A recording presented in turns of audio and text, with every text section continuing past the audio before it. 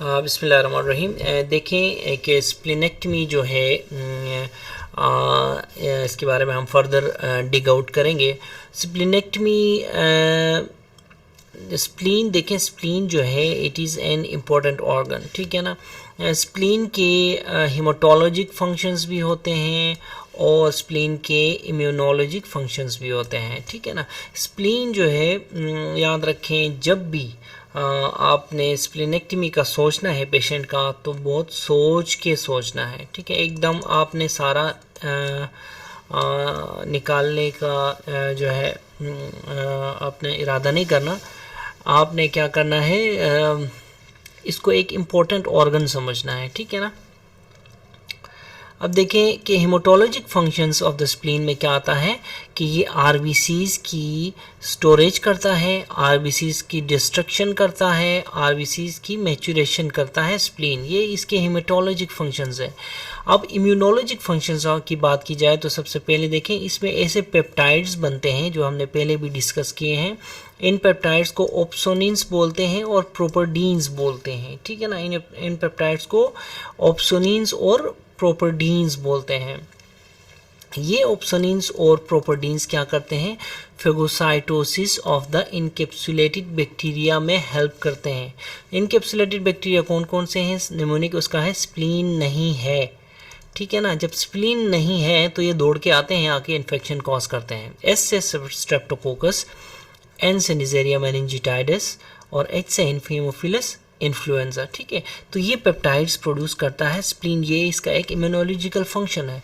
दूसरा immunological function इसका है कि it is a site of antibody synthesis, ठीक है ना। Definitely when you have antibody you have the power to fight bacteria, ठीक है ना। इसी तरह थर्ड है हमारे पास कि ये रिजर्वायर है फॉर मोनोसाइट्स, ठीक है ना।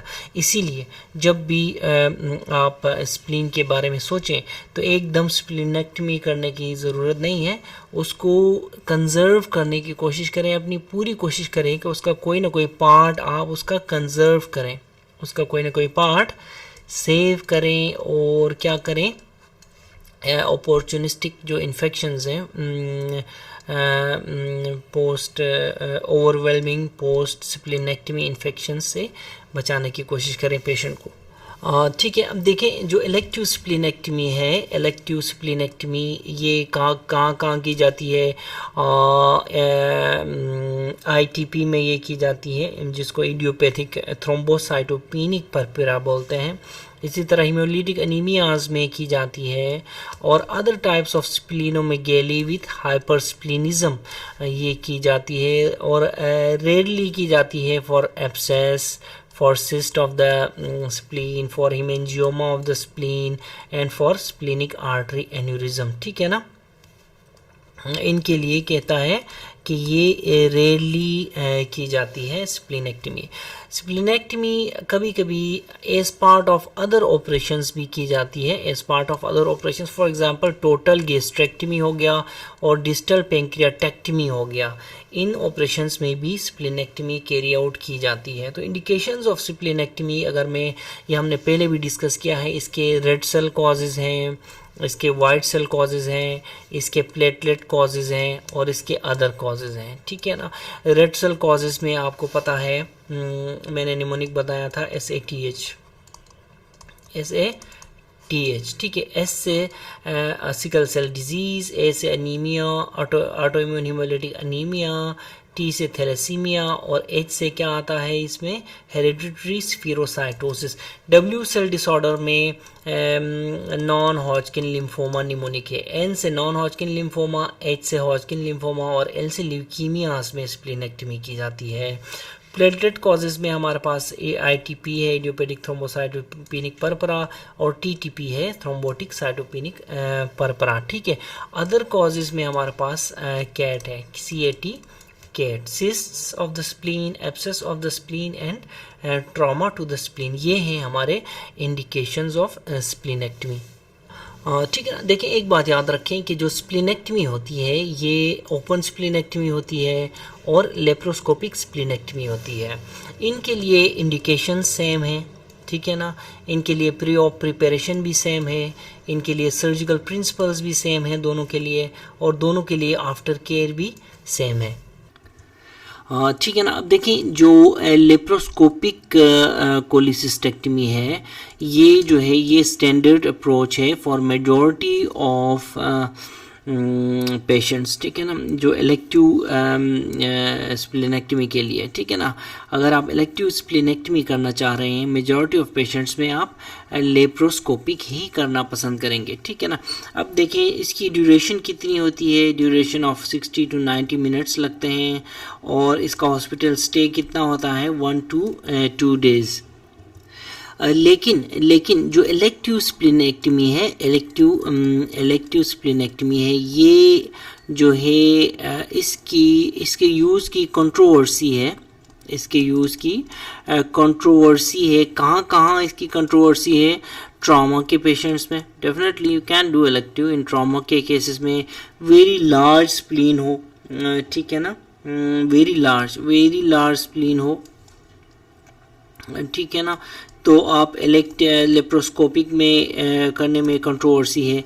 इसी तरह जो एक्सेसरी स्प्लीन्स जो हैं, एक्सेसरी स्प्लीन्स इनको रिमूव करने के लिए, फॉर एग्जांपल जो स्प्लीननकुली होते हैं, ठीक है ना, स्प्लीननकुली होते हैं, इनको रिमूव करने के लिए, फॉर एग्जांपल इन इम्यून थ्रोम्बोसाइटोमेनिक परपरा में, इडियोपैथिक थ्रोम्बोसाइटोमेनिक परपरा में आपने लाजमी जो स्प्लीननकुली है इनको भी निकालना होता है, वरना ये स्प्लीननकुली फंक्शन करते रहते हैं तो पेशेंट के सिम्टम्स वर्स होते जाते हैं, ठीक है।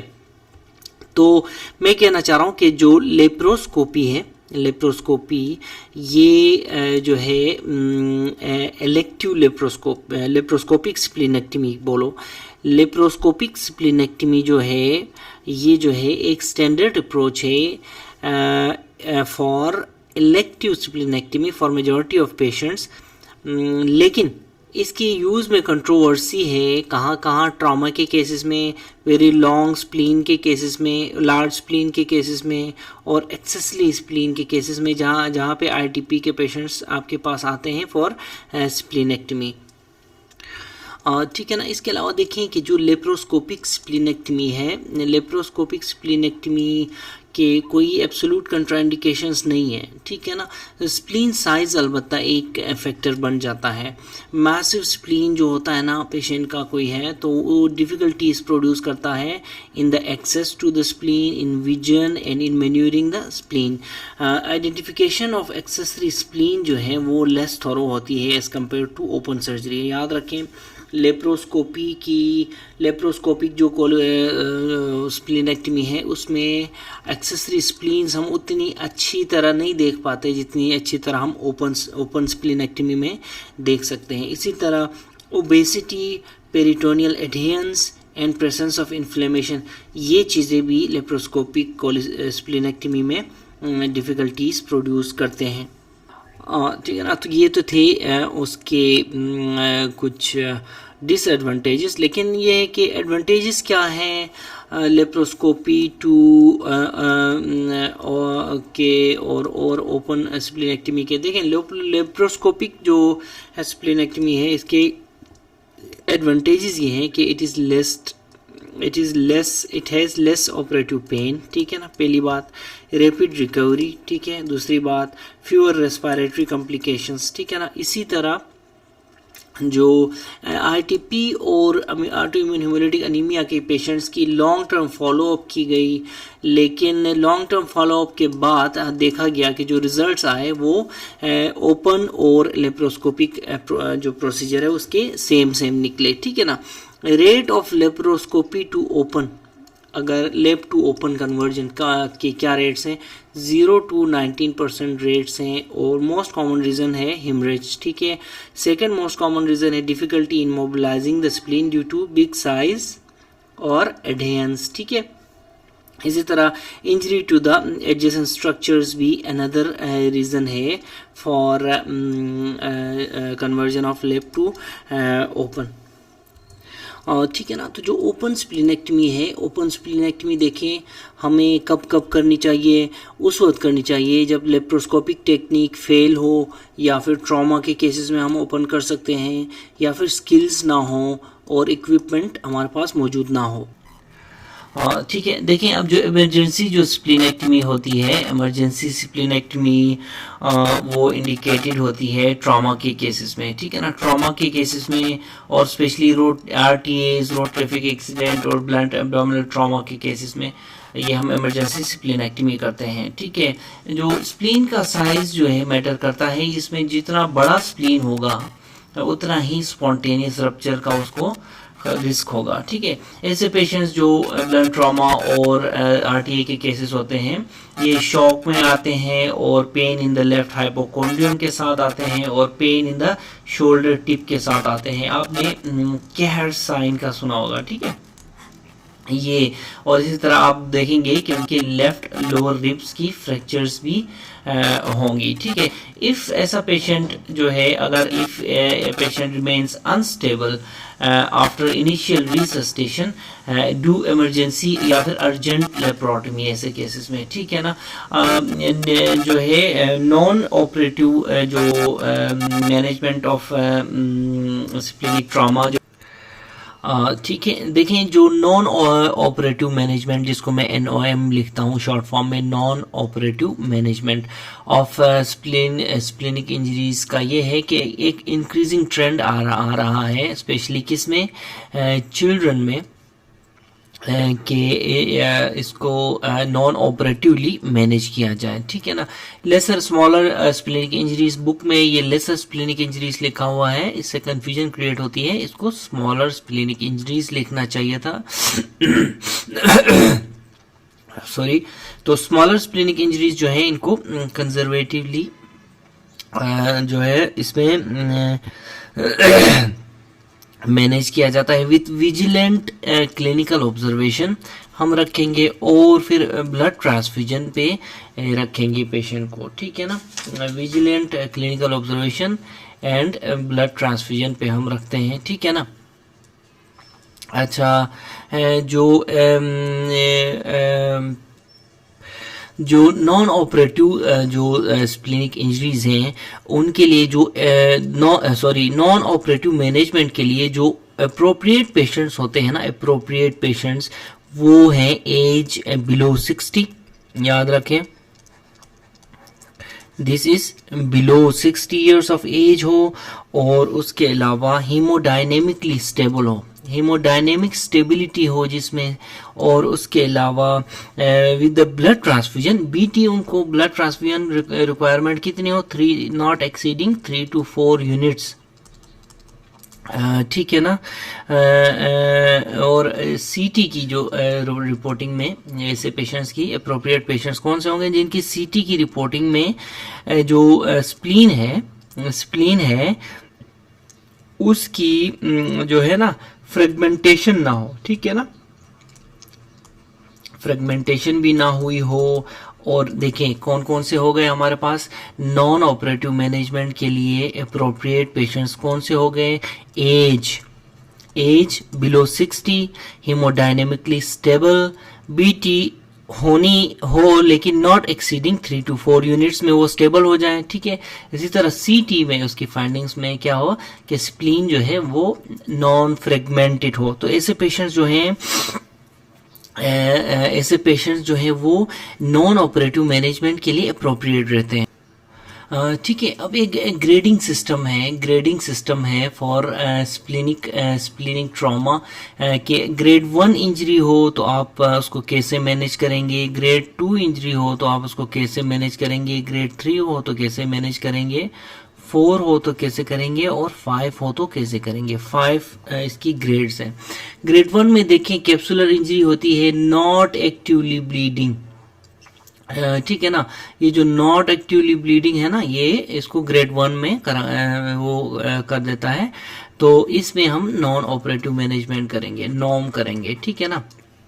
ग्रेड 1 नॉन ऑपरेटिव मैनेजमेंट, ठीक है। ग्रेड 2 में कैप्सुलर या फिर ये ग्रेड 2 जो है capsular injury plus minor parenchymal injury, ठीक है ना। ग्रेड 2 इसमें हम 2 इज टॉपिकल, ये देखिए निमोनिक है, टू टॉपिकल 2 है तो टॉपिकल हीमोस्टेटिक एजेंट्स हम देंगे, ठीक है ना। यहाँ पे मैं आपको बताता हूँ टॉपिकल हीमोस्टेटिक एजेंट्स क्या होता।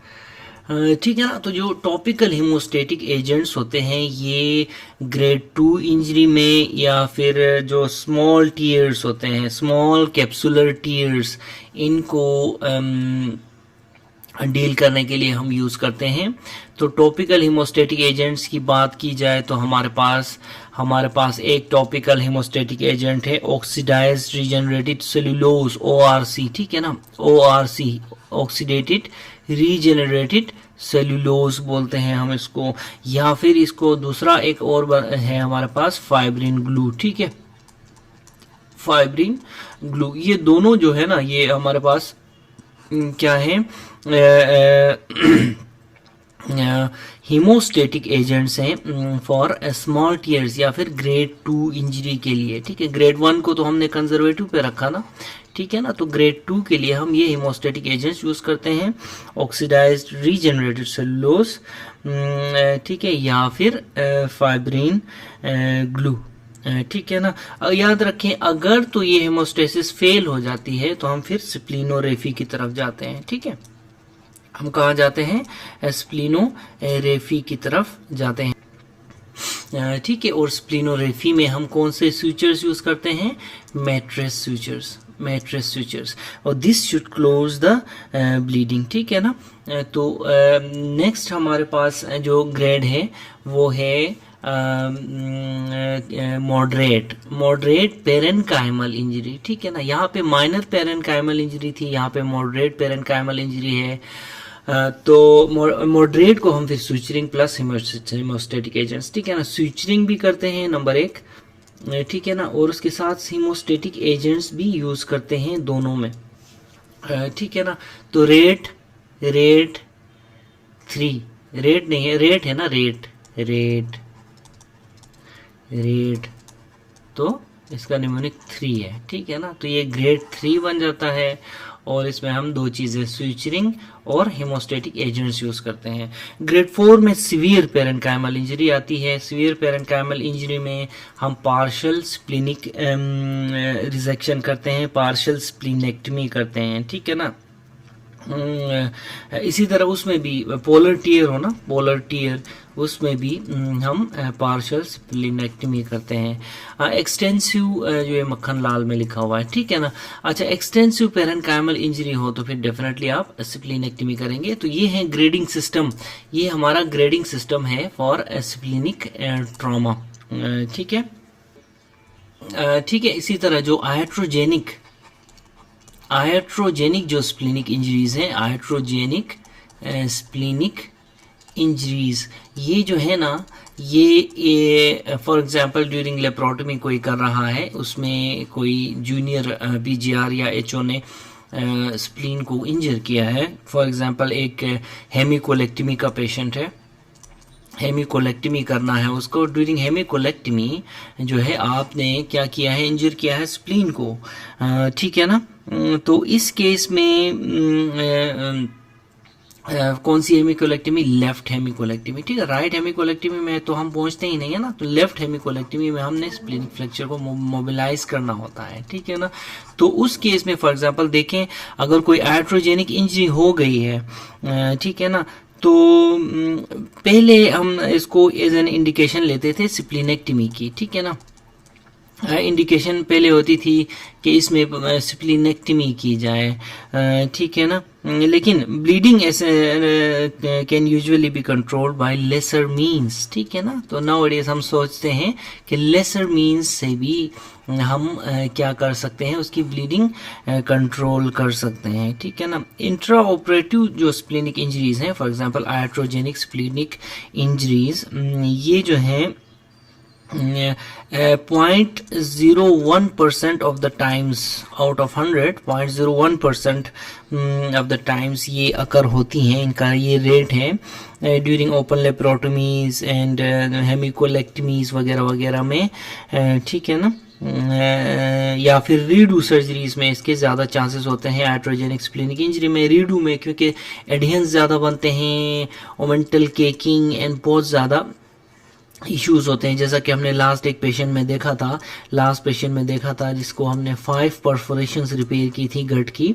तो उसमें हमने जब उसको रीडू किया तो उसमें क्या था, बहुत ज़्यादा उसके एडहेरेंट गट थी और उसको मोबिलाइज करना भी डिफ़िकल्ट हुआ था।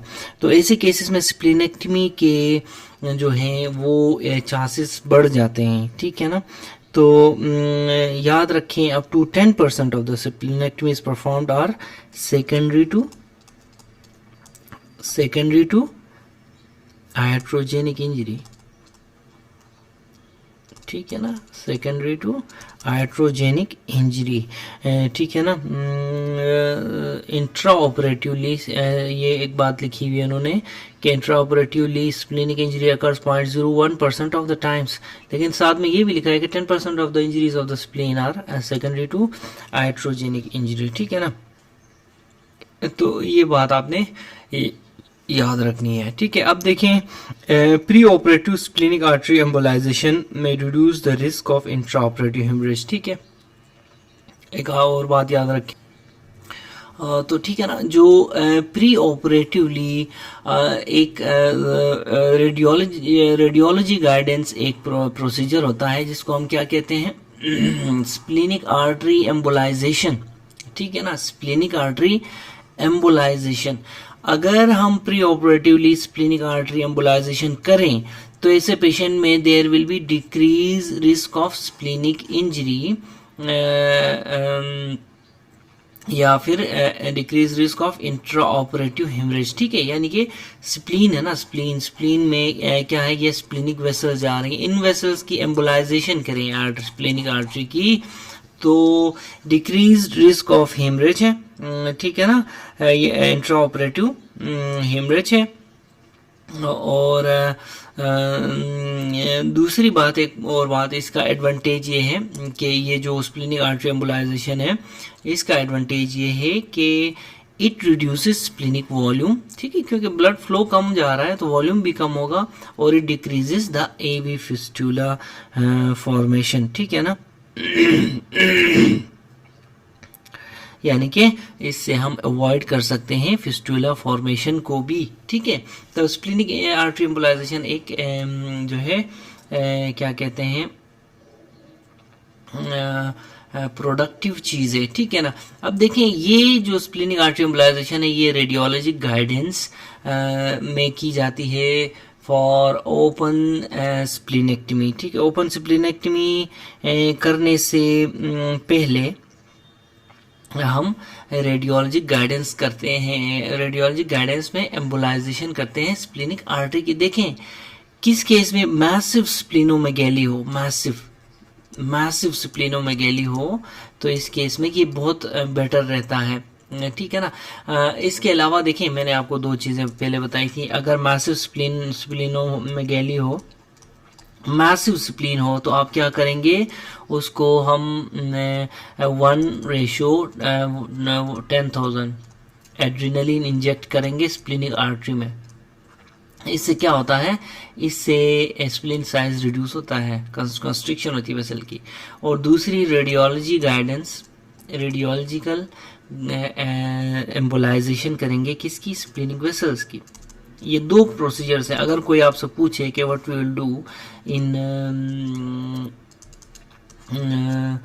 मैसिव स्प्लीन, तो आपके पास दो ऑप्शंस हैं, ठीक है ना, ये दोनों आप बताएंगे, ठीक है। व्हेन टू डू, कब करेंगे ये स्प्लीनिक आर्टरी एम्बोलाइजेशन कब करेंगे, on the day of surgery करेंगे, पहले करके नहीं छोड़ेंगे, क्योंकि अगर पहले करेंगे तो पेशेंट को क्या होगा, डिस्कम्फर्ट होगा। डिस्कम्फर्ट की वजह से क्यों होगा डिस्कम्फर्ट, स्प्लीनिक इस्कीमिया होगा ना, डेफिनेटली आर्टरी को हमने ब्लॉक किया हुआ है, स्प्लीनिक इस्कीमिया होगा, इन्फेक्शियस कॉम्प्लिकेशन से पेशेंट बचेगा। इसीलिए अगर सुबह 10 बजे उसका ऑपरेट होना है, आप 8 बजे उसका स्प्लीनिक आर्टरी एम्बोलाइजेशन कर दो, ठीक है ना। तो ये था स्प्लीन के बारे में इंट्रो। नेक्स्ट में हम पढ़ेंगे कि स्प्लीनेक्टमी के पेशेंट को आप प्रिपेयर कैसे करेंगे, ठीक है ना।